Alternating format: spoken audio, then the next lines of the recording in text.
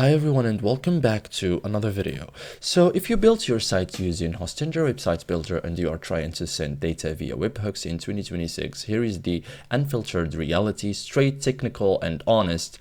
Hostinger Website Builder doesn't support webhooks. There is no native webhook system, no outbound HTTP request and no event-based triggers inside the builder. But there are indirect and professional workaround depending on what you want to send and where. So let's break it down properly.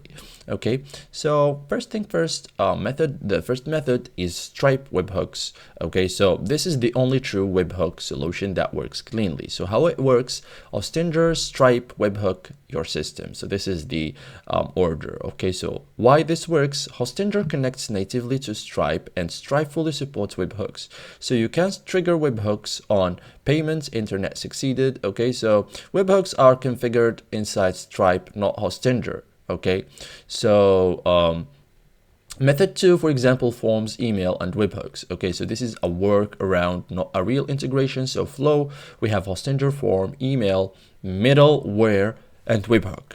Example middleware is Costume Server or Make and Zapier or Email Parser HTTP request. So works for simple lead capture, not real-time, fragile, not scalable, and used only for low-risk automations.